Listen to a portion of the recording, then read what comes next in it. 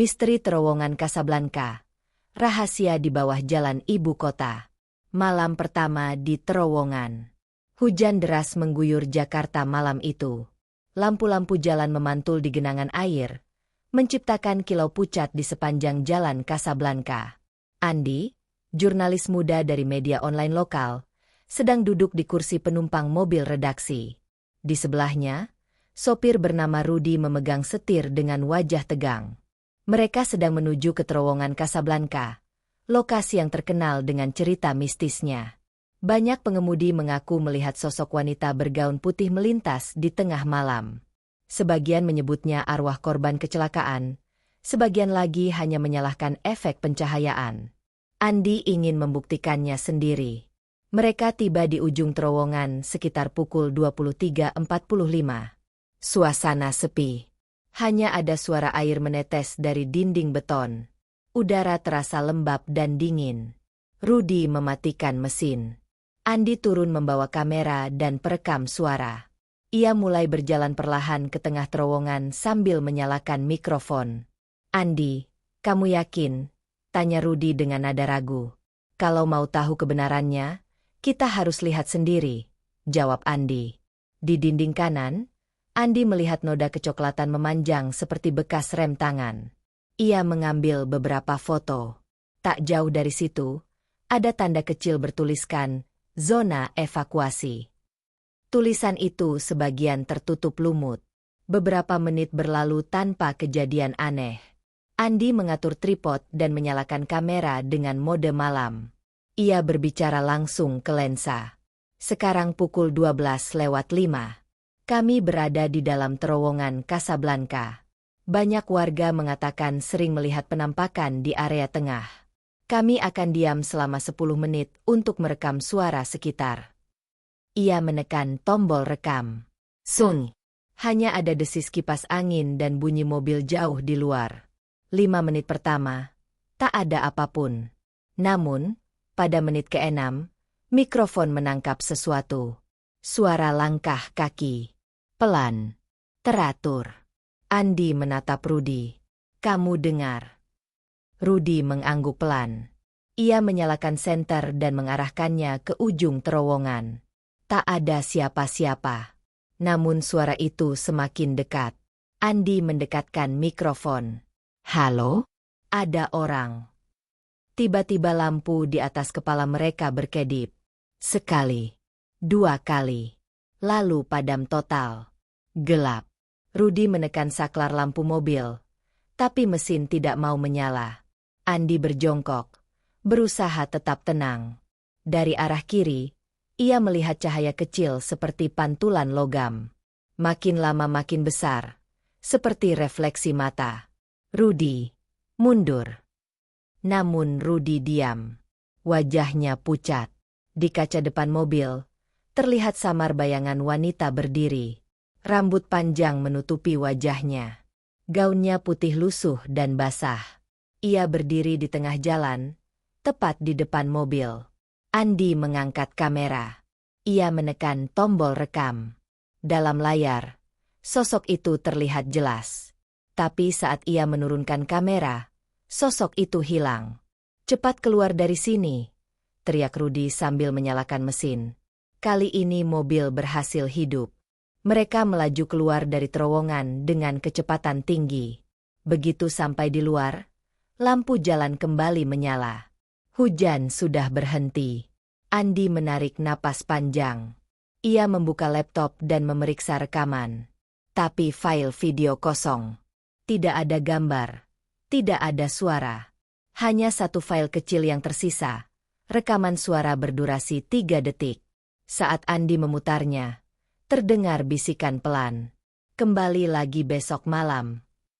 Andi menatap layar, lalu menatap Rudi. "Kita belum selesai," katanya pelan. Rudi menatapnya tidak percaya. Tapi Andi sudah memutuskan. Ia ingin tahu siapa sosok itu, dan kenapa selalu muncul di tempat yang sama. Di luar, jam menunjukkan pukul 00.30. Jalan Casablanca tampak tenang kembali. Namun dari dalam terowongan, suara samar seperti langkah kaki masih terdengar. sosok di tengah jalan. Keesokan malamnya, langit Jakarta tampak lebih tenang. Tidak ada hujan. Udara terasa berat dan lembab. Andi duduk di meja redaksi sambil menatap layar laptop. Rekaman dari malam sebelumnya masih mengganggu pikirannya. File video kosong. Hanya tersisa bisikan yang memanggil mereka untuk kembali. Rudy awalnya menolak. Ia masih trauma dengan kejadian kemarin. Namun setelah beberapa jam diskusi, Andi berhasil meyakinkannya. Kalau kita mundur, orang lain akan terus menebak-nebak. Kita bisa ungkap apa yang sebenarnya terjadi di sana, katanya. Akhirnya, Rudy setuju dengan satu syarat. Mereka harus membawa satu orang tambahan. Malam itu, mereka berangkat bertiga. Orang ketiga bernama Sinta, teknisi audio dari kantor. Ia dikenal tenang dan teliti. Ia membawa alat perekam frekuensi rendah dan kamera inframerah. Mobil mereka melaju melewati jalan HR Rasuna Said yang mulai sepi. Dari kejauhan, lampu putih di mulut terowongan Casablanca tampak seperti gerbang menuju dunia lain. Rudy mematikan radio. Kalau nanti ada yang aneh, jangan panik. Kita keluar cepat, katanya. Andi hanya mengangguk sambil menyalakan kamera. Mereka masuk ke terowongan tepat pukul 23.55. Kali ini suasana berbeda. Lampu-lampu di langit-langit menyala redup. Tak ada kendaraan lain melintas. Dinding beton memantulkan suara ban mobil yang bergerak perlahan. Sinta mulai menyalakan alat pendeteksi gelombang. Jarumnya bergetar kecil di angka 0, lalu naik ke angka 3 tanpa sebab jelas. Frekuensinya naik, kata Sinta pelan. Andi menatap jam tangan. Tepat jam 12. Rudy menghentikan mobil di titik yang sama dengan malam sebelumnya. Mereka keluar dengan hati-hati. Andi meletakkan tripod di tengah jalur kiri. Sinta mengatur mikrofon di arah utara, dekat dinding yang kemarin terlihat lembab. Semua alat mulai merekam. Beberapa menit pertama berjalan normal. Tapi di menit ke-7, suhu ruangan turun drastis. Sinta melihat alat pengukur suhu digital. Turun dari 28 ke 20 derajat. Cepat sekali, ujarnya. Rudy berjalan ke arah tengah terowongan, menyorotkan senter. Di sana, samar-samar terlihat siluet seseorang berdiri membelakangi mereka. Tubuhnya kaku, rambutnya panjang, bajunya putih. Andi langsung menyalakan kamera inframerah. Dalam layar, sosok itu terlihat lebih jelas. Ia berdiri di tengah jalan, tanpa gerak. Rudy memanggil dengan suara gemetar. Bu, maaf, Anda baik-baik saja? Tak ada jawaban. Hanya suara dengung halus dari alat perekam. Sinta melihat layar alatnya. Jarum melonjak ke angka 8. Frekuensi tinggi. Ini aneh, gumamnya. Andi melangkah pelan mendekati sosok itu. Setiap langkah terasa lebih berat. Udara di sekitar menjadi sangat dingin. Ia menyalakan lampu tambahan.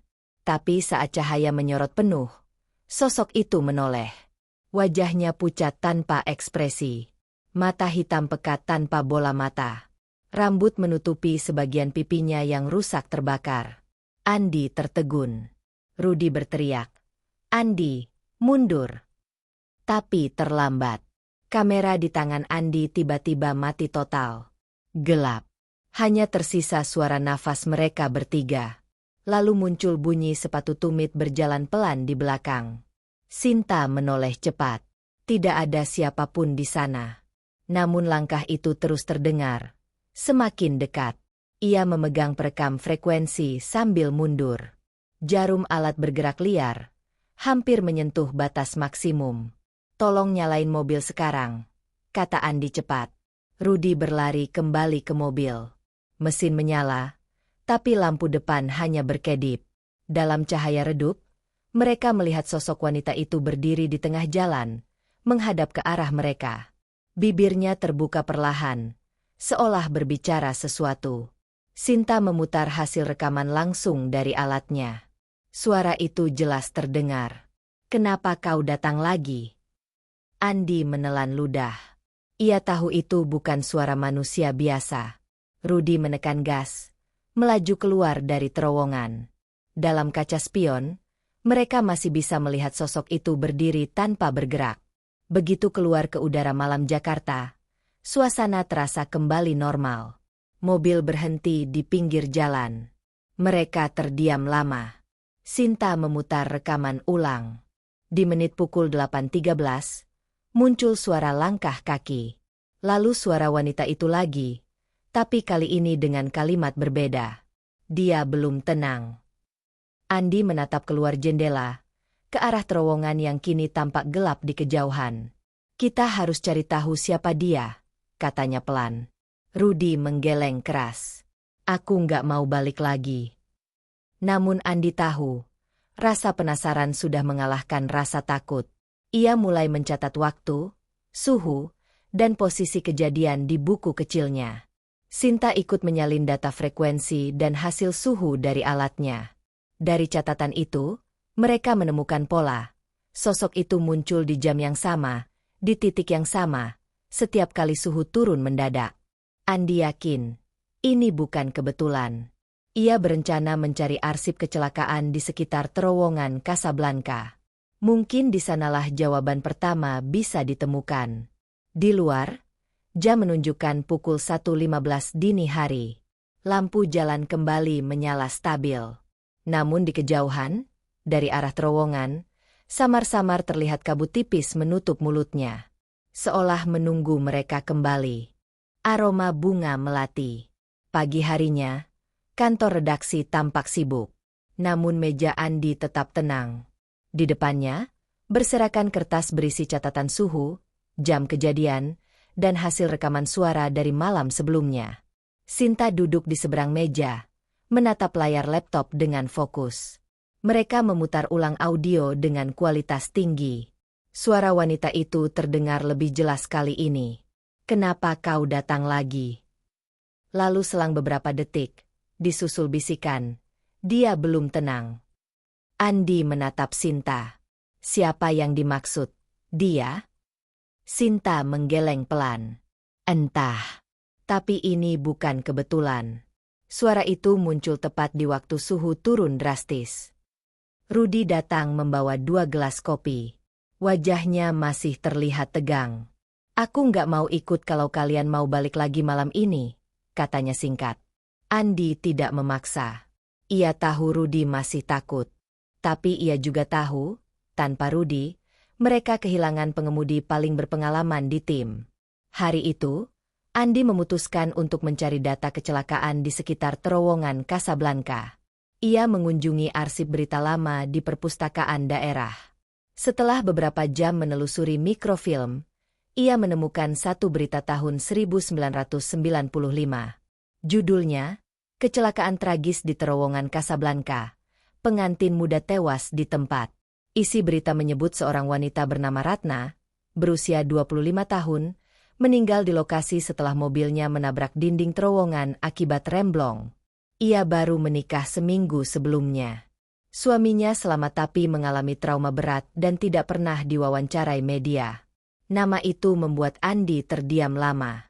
Ia memotret arsip berita dan kembali ke kantor. Sinta, mungkin ini orangnya. Ratna. Meninggal di terowongan yang sama, jam yang sama, katanya sambil menunjukkan hasil temuan itu. Sinta mengangguk. Itu menjelaskan kenapa dia bilang, dia belum tenang. Mungkin dia masih mencari seseorang. Malamnya, mereka memutuskan kembali ke lokasi. Rudy akhirnya ikut setelah Andi berjanji tidak akan terlalu lama di dalam. Mereka berangkat pukul 23. Jakarta tampak lengang.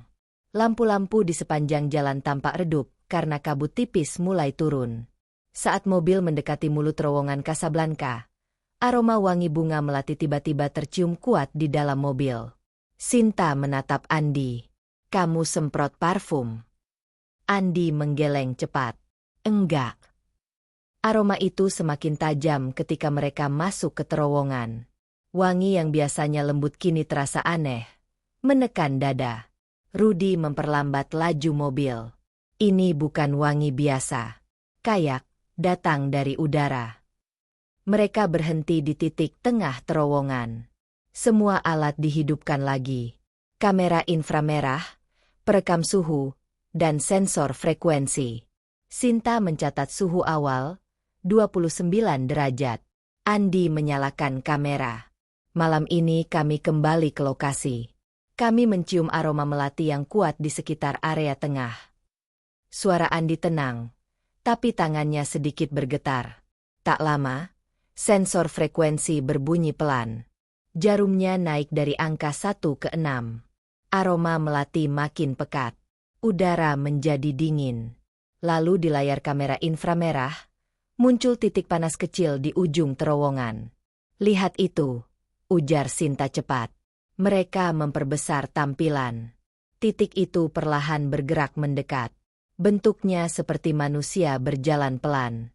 Rudy menyalakan senter, mengarahkannya ke depan. Namun cahaya justru memantul kembali, seperti tertahan kabut. Di antara kabut itu, terlihat jelas sosok wanita bergaun putih. Rambutnya basah, menutupi sebagian wajah. Andi menekan tombol zoom. Kali ini sosok itu berhenti di tengah jalan. Ia mengangkat tangan kanan, menunjuk ke arah dinding kiri terowongan. Sinta segera mengarahkan kamera ke arah yang ditunjuk. Di sana, terlihat bekas rem panjang dan serpihan logam menempel di beton. Rudy bergumam, mungkin ini titik kecelakaannya. Andi berjalan mendekat. Aroma melati semakin kuat, hampir membuat pusing. Ia memegang potongan logam kecil yang menempel di dinding. Warna karatnya sudah pudar. Saat ia membalik logam itu, huruf kecil muncul samar di permukaannya. R.A. Inisial yang sama dengan nama Ratna dan suaminya, Arman, dari berita lama. Tiba-tiba suhu turun drastis. Sensor berbunyi cepat. Suara pelan terdengar dari arah belakang. Jangan sentuh. Sinta menoleh cepat, tapi tidak ada siapapun. Suara itu terdengar jelas dari udara di sekitar mereka. Lampu mobil mendadak berkedip. Kamera mati. Lalu dari tengah kabut, sosok wanita itu muncul lagi. Kali ini lebih dekat. Wajahnya tampak lebih jelas, dengan luka di sisi kiri. Ia menatap langsung ke arah Andi. Dia belum menepati janji.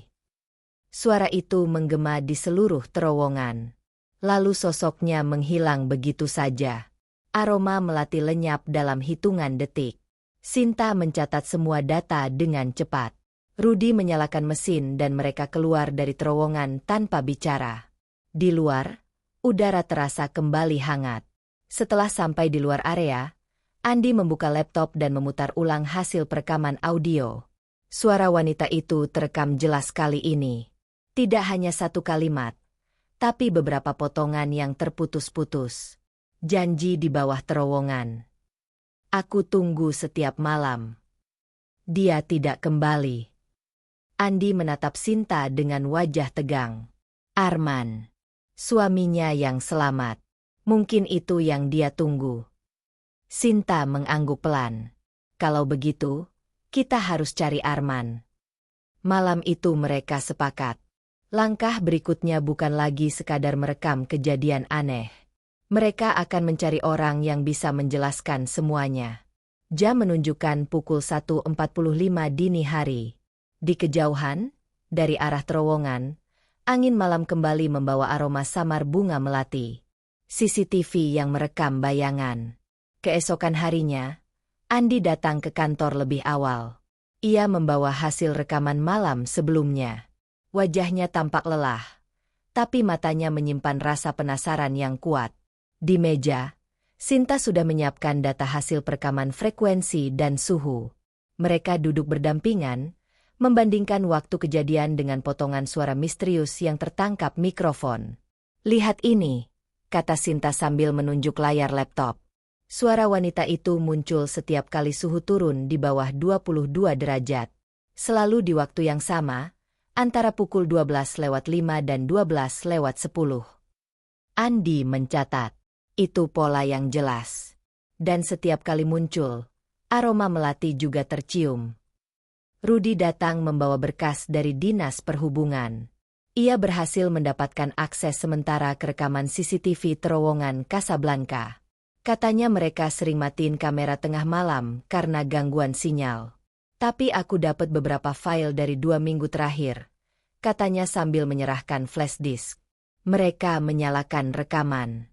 Gambar hitam putih dari kamera pengawas menampilkan lalu lintas normal. Mobil melintas, lampu berkedip, semua tampak biasa.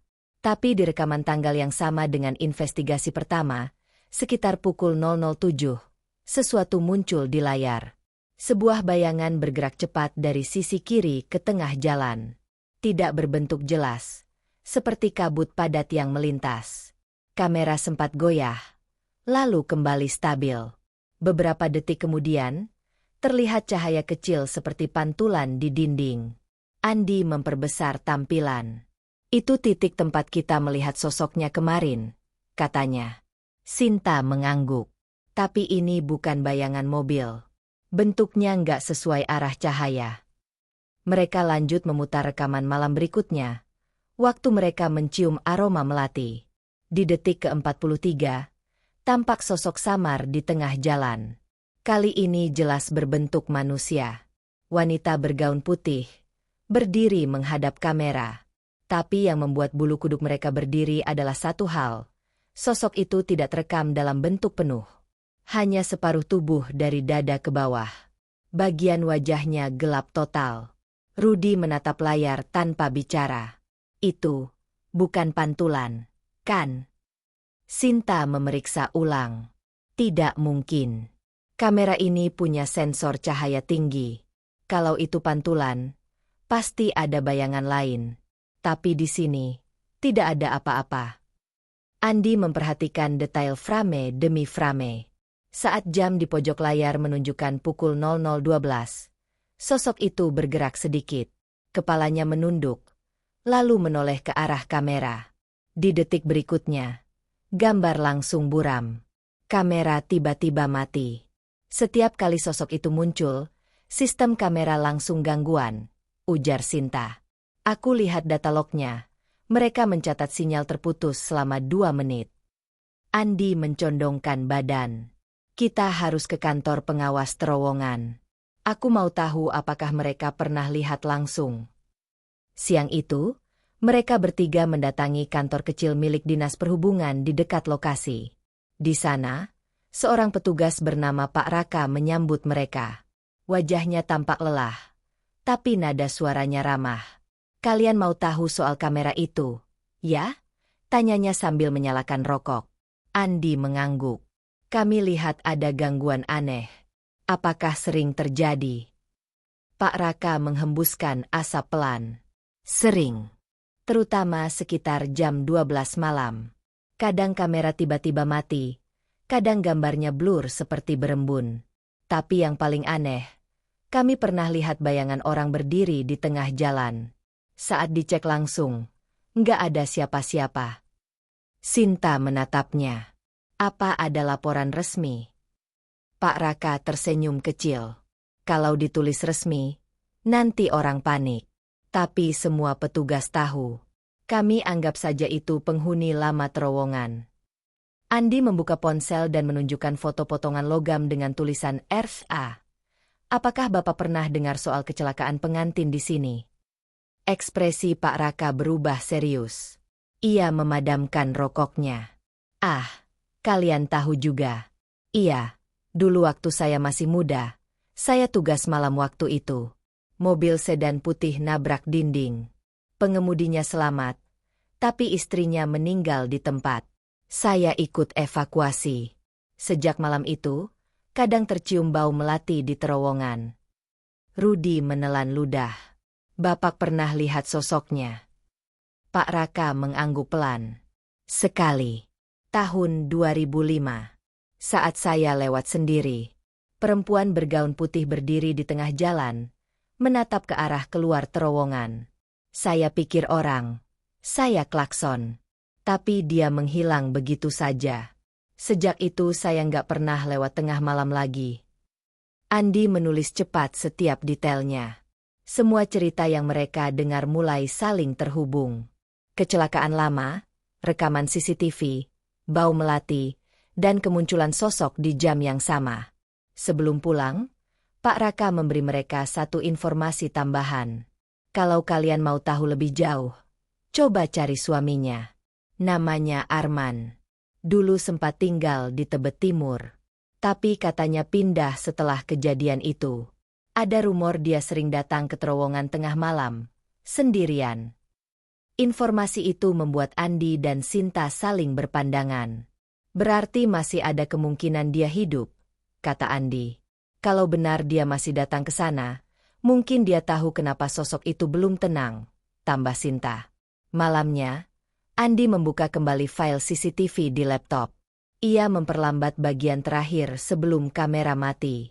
Saat diperbesar ke area wajah sosok itu, samar-samar muncul sesuatu di layar. Tulisan kecil di ujung bawah, seperti pantulan cahaya dari cincin. Hurufnya jelas. A. Andi menatap layar lama. Arman. Gumamnya pelan. Rudi yang duduk di belakang hanya terdiam. Sinta menatap jam di dinding. Besok malam, kita cari dia. Lampu kantor padam otomatis pukul 10 malam. Hanya layar laptop yang masih menyala. Dalam rekaman terakhir, bayangan samar di dinding terowongan bergerak pelan, seolah menatap ke arah kamera. Kisah supir taksi. Malam mulai turun lagi di Jakarta. Udara terasa lembab dan panas, tapi langit bersih tanpa hujan. Lampu-lampu di Jalan Kasablanka menyala satu persatu, memantulkan cahaya ke permukaan jalan yang halus. Di salah satu sisi, sebuah taksi biru berhenti di dekat warung kopi kecil. Sopirnya, pria parubaya bernama Pak Hendra, sedang duduk sambil menyeruput kopi hitam. Andi dan Sinta datang menghampirinya. Mereka mendapat informasi dari Rudi bahwa Pak Hendra pernah mengalami kejadian aneh di terowongan Kasablanka. Begitu disapa, Pak Hendra langsung mengangguk. Saya tahu kalian dari media. Mau tanya soal malam itu, ya? Katanya pelan. Andi duduk di bangku kayu di depannya. Betul, Pak. Kami dengar Bapak pernah melihat sesuatu di dalam terowongan. Pak Hendra menghela napas panjang. Bukan cuma lihat. Saya hampir celaka karena itu. Ia mulai bercerita. Malam itu, sekitar jam 12:10, ia membawa penumpang perempuan dari Kuningan menuju Tebet. Perempuan itu mengenakan baju putih dan rok panjang. Wajahnya pucat tapi sopan. Dia duduk di belakang. Diam aja. Suaranya lembut waktu bilang, lewat terowongan aja, Pak, biar cepat. Begitu masuk ke terowongan, suasana berubah. Bau melati langsung tercium. Angin dalam mobil terasa dingin. Pak Hendra melirik kaca spion, tapi kursi belakang kosong. Ia sempat menoleh, memastikan, dan benar, tidak ada siapapun di sana. Waktu itu saya panik, katanya sambil mengusap wajah. Tapi saya tetap nyetir sampai keluar. Begitu keluar dari terowongan, ada suara dari jok belakang. Pelan banget. Dia bilang, terima kasih, Pak. Dia masih di sana. Sinta mencatat setiap kalimat. Bapak sempat lihat wajahnya lagi. Pak Hendra menggeleng. Enggak. Tapi saya lihat cincinnya jatuh di jok belakang. Bentuknya aneh. Ada huruf kecil di dalamnya. Andi langsung menatap serius. Masih ada, Pak. Saya simpan di rumah. Takut buang. Takut juga simpan. Tapi nggak pernah berani buka bungkusan itu. Tanpa menunggu lama, mereka bertiga menuju rumah Pak Hendra di kawasan Pancoran. Rumahnya kecil tapi rapi. Di ruang tamu, ia mengambil kotak kecil dari lemari kayu. Kotak itu dibungkus kain putih. Saat dibuka perlahan, terlihat cincin logam tipis berwarna perak, agak berkarat. Di bagian dalam terukir dua huruf, R.A. Andi dan Sinta saling berpandangan. Itu sama dengan potongan logam yang mereka temukan di terowongan. Ini pasti milik Ratna, kata Andi pelan. Pak Hendra tampak bingung. Ratna siapa? Andi menjelaskan singkat tentang kecelakaan lama tahun 1995. Tentang pengantin muda, Ratna dan Arman, yang mengalami tragedi di tempat yang sama. Wajah Pak Hendra semakin pucat. Berarti perempuan yang saya antar malam itu. Sinta melanjutkan kalimatnya. Mungkin arwah Ratna. Suasana menjadi sunyi. Angin malam berhembus dari jendela. Di luar terdengar suara motor melintas, tapi di dalam ruangan, waktu seolah berhenti. Andi meminta izin membawa cincin itu untuk dianalisis. Kami akan kembalikan, Pak.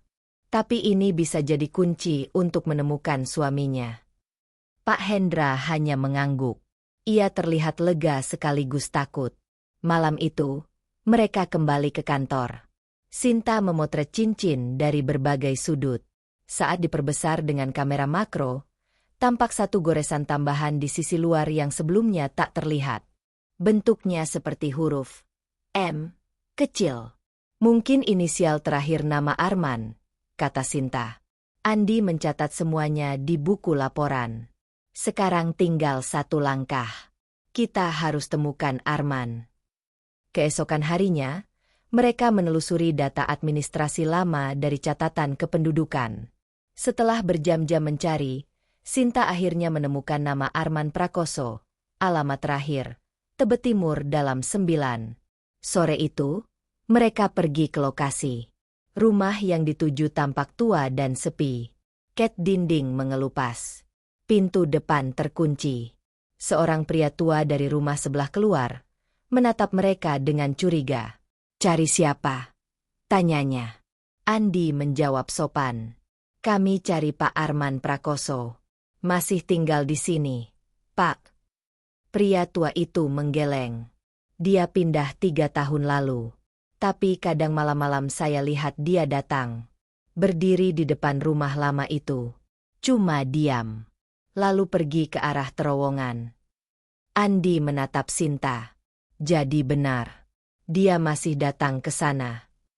Sinta menulis cepat di buku kecilnya. Kalau dia muncul lagi, kita harus siap. Malam berikutnya, mereka menunggu di dekat pintu masuk terowongan. Jam menunjukkan pukul 23.45. Hujan gerimis turun pelan. Dari kejauhan, seorang pria dengan payung hitam berjalan menuju terowongan. Langkahnya pelan tapi pasti. Wajahnya tertutup bayangan. Andi menyalakan kamera dari dalam mobil. Itu dia. Pria itu berhenti di titik tengah terowongan. Ia menunduk, lalu berlutut. Setelah beberapa detik, ia mengeluarkan sesuatu dari saku, foto kecil. Ia meletakkannya di lantai dan berbicara pelan, tapi suara tidak terdengar jelas. Sinta menyalakan mikrofon jarak jauh. Suaranya mulai masuk. Aku janji datang setiap malam, Ratna. Tapi aku nggak bisa lihatmu lagi. Maafkan aku. Andi menatap layar dengan napas tertahan. Itulah Arman. Lelaki yang ditunggu selama bertahun-tahun oleh sosok di terowongan. Setelah selesai berbicara, Arman berdiri dan menatap ke arah dinding kiri, tempat yang sama dengan bekas tabrakan dulu. Seketika lampu terowongan berkedip. Aroma melati tercium lagi. Dan di balik kabut tipis, muncul siluet wanita bergaun putih. Arman terdiam. Ia tidak beranjak. Sosok itu melangkah perlahan mendekatinya, lalu berhenti tepat di depan. Kamera menangkap gerakan halus. Tangan wanita itu mengangkat, seolah ingin menyentuh wajahnya. Tapi sebelum sempat menyentuh, cahaya terang muncul, dan keduanya menghilang. Semua alat perekam mendadak mati bersamaan. Beberapa detik kemudian, udara kembali tenang. Terowongan kosong. Arman sudah tidak terlihat dimanapun. Andi turun dari mobil, mencari, tapi hanya menemukan bunga melati segar di lantai jalan. Satu kelopak menempel di cincin yang masih mereka bawa. Sinta menatap Andi. Mungkin malam ini mereka sudah bertemu.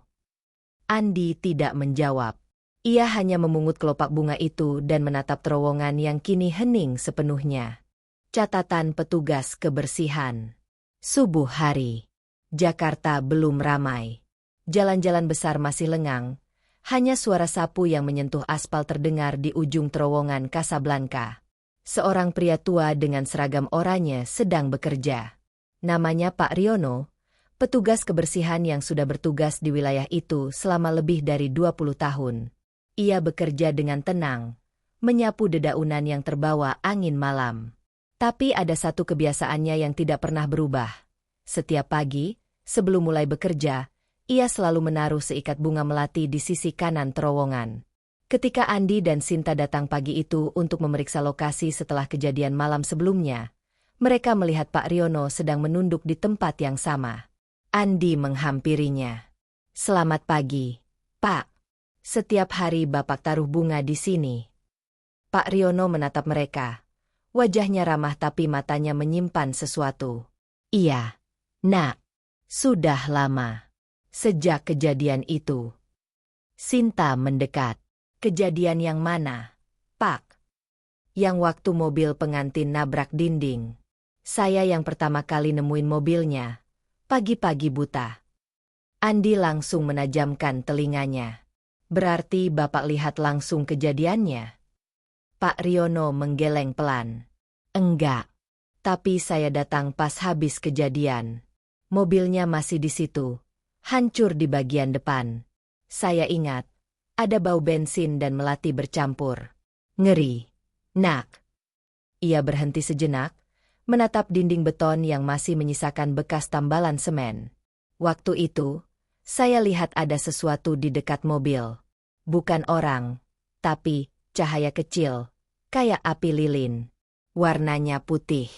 Nyala, tapi nggak panas." Sinta menulis cepat di buku catatannya. "Bapak lihat cahaya itu berapa lama?" "Beberapa detik aja. Tapi saya dengar suara perempuan nangis pelan. Saya kira waktu itu masih ada korban hidup. Saya panggil-panggil. Nggak ada yang jawab. Pas polisi datang, cahaya itu hilang." Andi terdiam. Ada sesuatu dalam cerita itu yang terasa nyata. "Sejak itu, Bapak taruh bunga di sini tiap pagi?" "Iya. Saya merasa harus. Setiap kali saya lupa, pasti ada yang aneh." Sinta menatapnya penasaran. "Aneh bagaimana, Pak?" "Lampu-lampu di terowongan tiba-tiba mati semua. Atau sapu saya jatuh sendiri.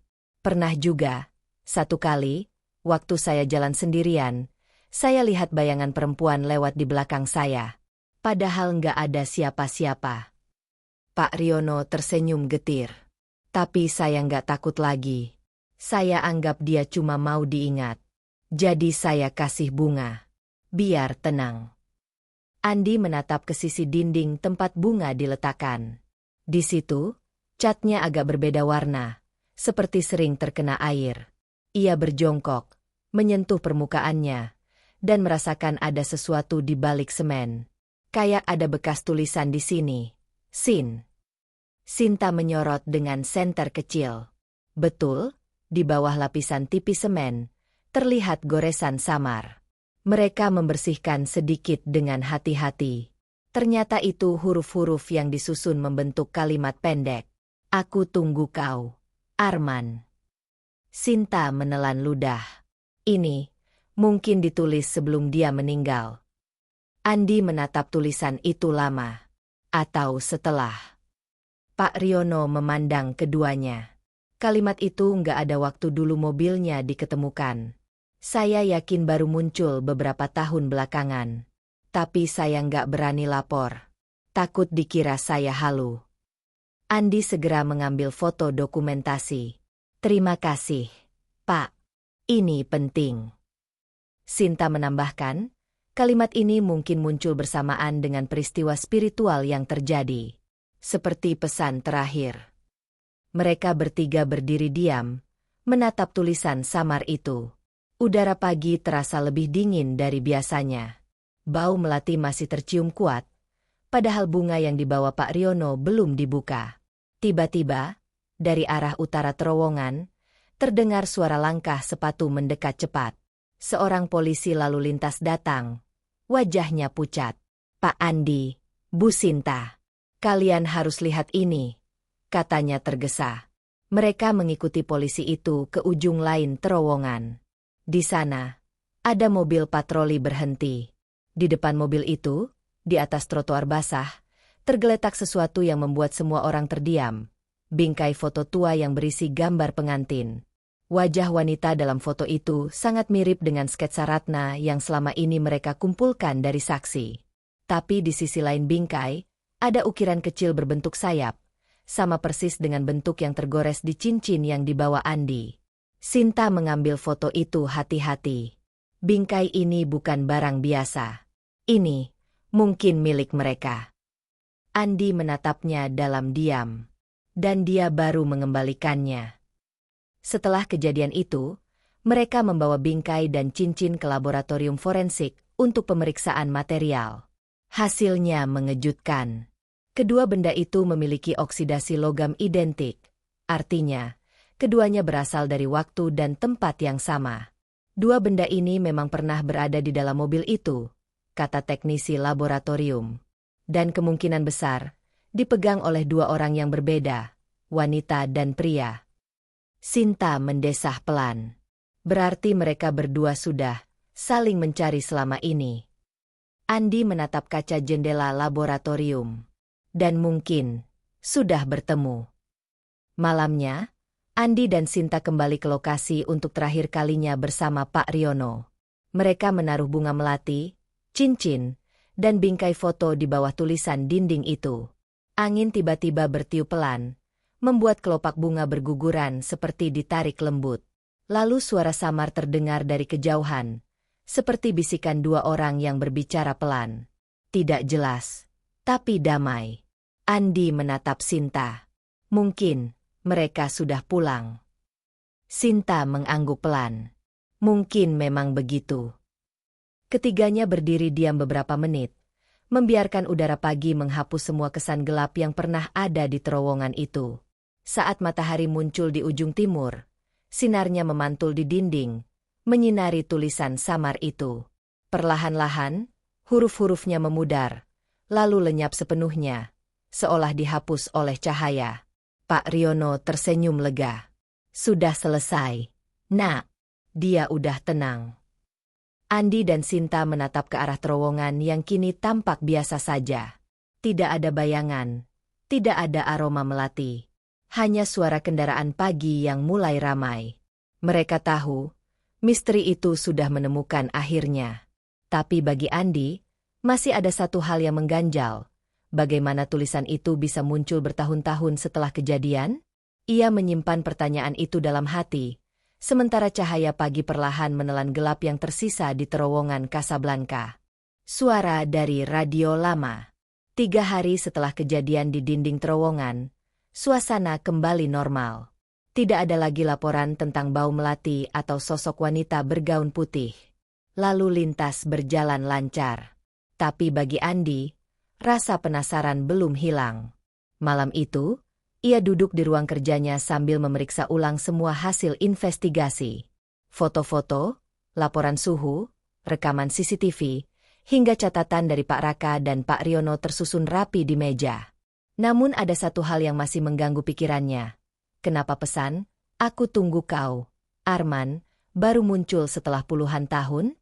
Sinta datang membawa termos kopi dan duduk di seberang meja. "Kamu belum bisa tidur juga?"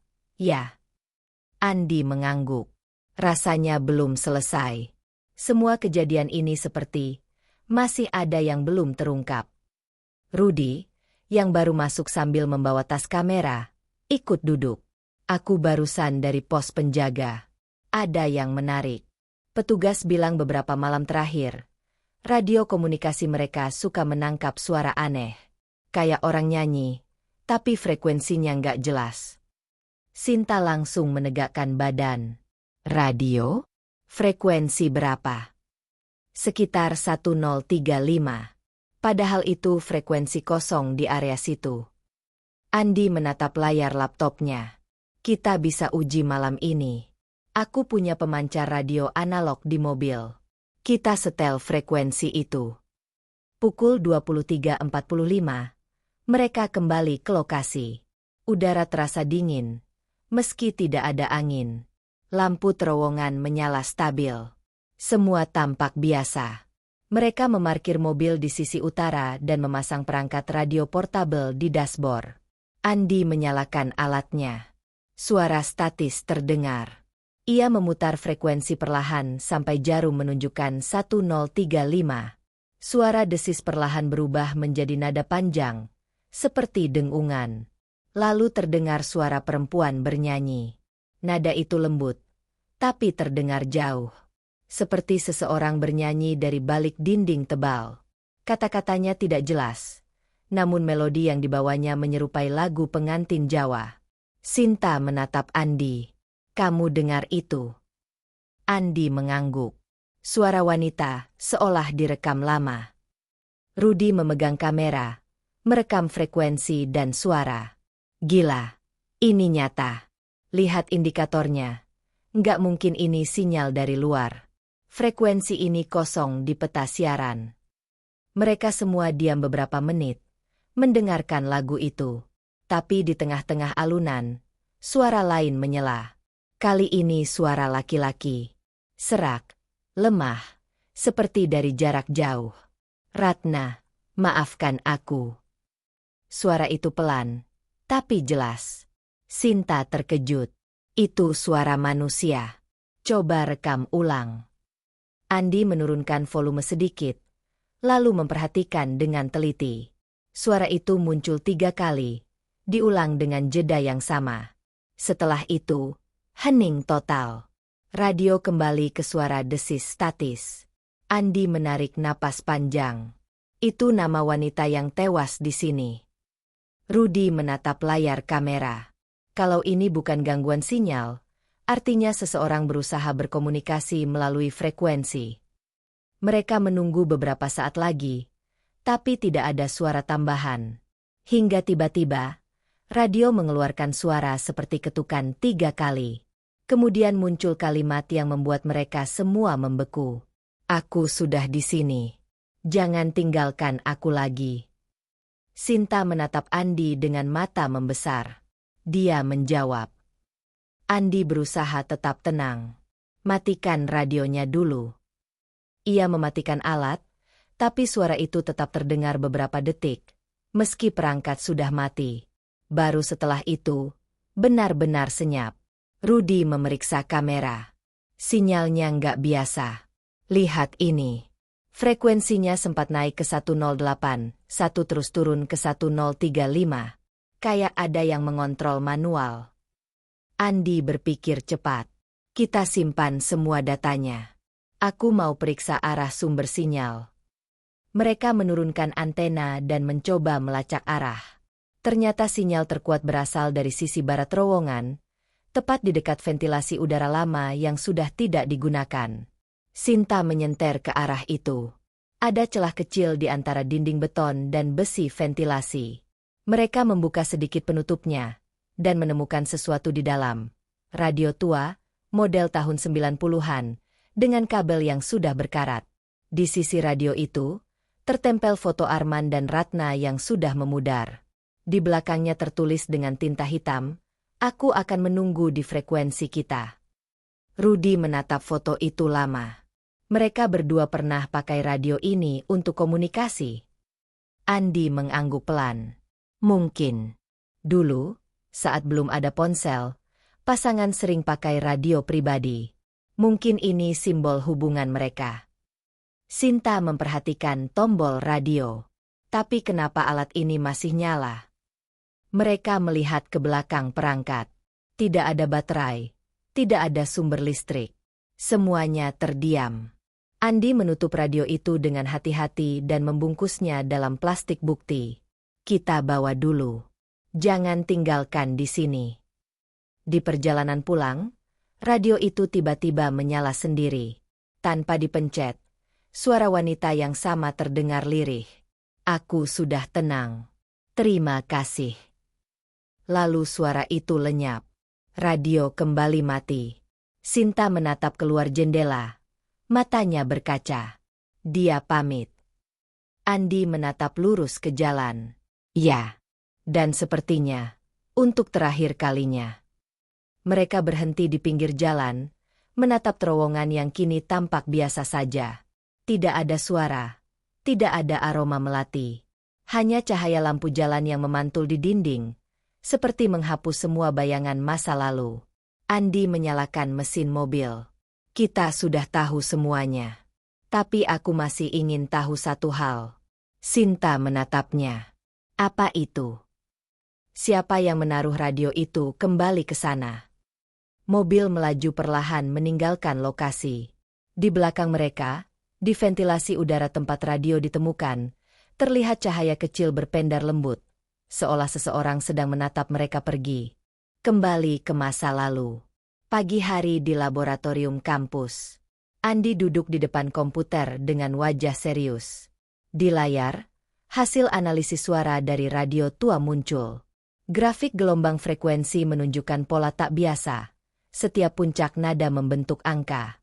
Setelah disusun, angka-angka itu menjadi tanggal 14 Februari 1995. Sinta yang berdiri di sampingnya terdiam. Itu tanggal kecelakaan. Andi mengangguk. Dan entah bagaimana, sinyal dari radio itu membawa kita ke tanggal itu. Seolah pesan dari masa lalu. Rudy datang membawa laptop. Aku udah cocokkan data cuaca malam itu dengan laporan polisi. Hujan deras, jarak pandang rendah, dan ada laporan mobil sedan putih tergelincir di tikungan sebelum masuk terowongan. Andi menatap layar lama. Kecelakaan itu bukan sekadar musibah. Aku rasa ada sesuatu yang membuat mereka kembali ke sini. Radio itu, cincin, tulisan di dinding, semuanya terhubung. Sinta menambahkan, seolah waktu di tempat ini bisa membuka kembali kenangan yang belum selesai. Malamnya, mereka bertiga kembali ke terowongan. Tapi kali ini, Andi membawa alat baru, pemindai elektromagnetik portabel dan radio tua yang mereka temukan sebelumnya. Tujuannya sederhana, memutar ulang kejadian malam kecelakaan, bukan untuk menakut-nakuti, tapi untuk mencari jawaban terakhir. Pukul 23.55 mereka mulai. Radio dihidupkan, meskipun tidak tersambung sumber daya. Suara statis langsung terdengar. Andi menyalakan pemindai. Jarum alat itu bergerak liar. Naik turun cepat. Medannya kuat sekali, ujar Rudy. Sinta menatap monitor suhu. Suhu turun drastis. Dari 28 ke 20 derajat dalam 10 detik. Andi tetap fokus. Ia menyalakan perekam suara tambahan. Kita di sini bukan untuk memanggil siapapun. Hanya ingin tahu kebenaran. Beberapa detik kemudian, suara hujan mulai terdengar dari radio. Padahal malam itu langit cerah. Lalu muncul suara mesin mobil. Sinta menatap ke arah terowongan. Kamu dengar itu? Andi mengangguk. Ya. Seperti suara dari dalam masa lalu. Radio bergetar kecil, dan tiba-tiba suara wanita terdengar lirih. Arman, hati-hati. Lalu suara benturan keras mengikuti, diiringi jeritan singkat. Setelah itu, hening. Sinta menutup mulut. Wajahnya pucat. Itu, rekaman terakhir sebelum kecelakaan. Andi menatap alatnya. Kita tidak sedang memutar kaset. Sinta, kita sedang mendengar ulang energi masa lalu. Mereka semua diam. Suara air hujan dari radio perlahan mereda. Lalu terdengar napas pelan. Diikuti suara laki-laki. Ratna, jangan tinggalkan aku. Suaranya lemah. Penuh sesal. Kemudian sesuatu terjadi. Lampu di dalam terowongan bergetar pelan. Beberapa berkedip cepat. Udara jadi berat. Aroma melati tercium kuat. Sinta menatap ke arah dinding kanan. Andi, lihat itu. Dari sisi beton yang sebelumnya bertuliskan pesan samar, muncul kabut putih tipis. Perlahan membentuk sosok wanita bergaun putih. Kali ini jelas. Wajahnya lembut, matanya tertutup, seperti sedang tidur. Ia berdiri diam beberapa detik, lalu membuka mata. Pandangannya tertuju langsung pada radio tua di tangan Andi. Radio menyala sendiri, menyalakan kembali lagu yang sama, melodi pernikahan Jawa. Dan di dalam gema suara itu, terdengar satu kalimat jelas dari sosok itu. Aku menunggumu, Arman. Kini aku sudah pulang. Lalu dari sisi lain terowongan, muncul kabut lain yang membentuk siluet pria memakai jas hitam. Sosok itu berjalan perlahan ke arah wanita. Andi, Sinta, dan Rudi hanya bisa berdiri terpaku. Kedua sosok itu saling mendekat, berhenti di tengah jalan, lalu saling menatap. Tidak ada suara. Hanya alunan lagu lembut dari radio. Ketika tangan mereka hampir bersentuhan, cahaya putih terang melingkupi seluruh area. Alat pemindai di tangan Andi bergetar kuat, lalu mati total. Beberapa detik kemudian, semuanya hilang. Cahaya, kabut, suara, lenyap seketika. Radio berhenti berbunyi. Lampu terowongan kembali normal. Andi memeriksa alatnya. Tidak ada gangguan. Tidak ada suhu ekstrim. Tidak ada medan elektromagnetik aneh. Semuanya kembali stabil. Sudah selesai, katanya pelan. Sinta menatap area di mana dua sosok itu berdiri tadi. Mereka akhirnya bertemu. Rudi merekam tempat itu untuk terakhir kalinya. Dan mungkin sudah pergi bersama. Andi mengambil radio, lalu menaruhnya di sisi terowongan, tepat di bawah tulisan yang dulu muncul. Biar tetap di sini, katanya. Biar tidak mengganggu siapapun lagi. Mereka bertiga berdiri sejenak sebelum meninggalkan lokasi. Udara terasa lebih hangat dari sebelumnya. Tidak ada lagi bau melati. Tidak ada suara. Di mobil, Sinta membuka catatan kecilnya. Kamu sadar nggak? Sejak tadi alat-alat kita merekam jam 23.59 terus? Waktu tidak bergerak selama kejadian itu. Andi memandangi jam tangannya. Jarumnya juga berhenti di detik yang sama. Ia hanya tersenyum kecil. Mungkin waktu memang berhenti sebentar, untuk memberi mereka kesempatan terakhir. Mobil melaju meninggalkan terowongan. Di spion, Andi sempat melihat sesuatu. Dua cahaya kecil berdampingan di pintu keluar terowongan, perlahan naik ke langit, lalu menghilang. Penutup dan pengakuan Arman. 1 minggu berlalu sejak malam terakhir di terowongan Casablanca. Semuanya tampak normal. Tidak ada laporan gangguan, tidak ada rekaman aneh, dan tidak ada aroma melati lagi. Tapi bagi Andi, kisah itu belum benar-benar selesai. Ia masih menyimpan satu pertanyaan besar. Di mana Arman sebenarnya berada? Suatu sore, ia menerima panggilan dari nomor tak dikenal. Suara di seberang terdengar berat dan tua. Andi, saya dengar kamu yang meneliti terowongan itu. Iya, betul. Ini dengan siapa saya bicara? Saya Arman. Andi terdiam. Ia menatap Sinta yang sedang memeriksa berkas di sebelahnya. Arman, suaminya Ratna. Iya.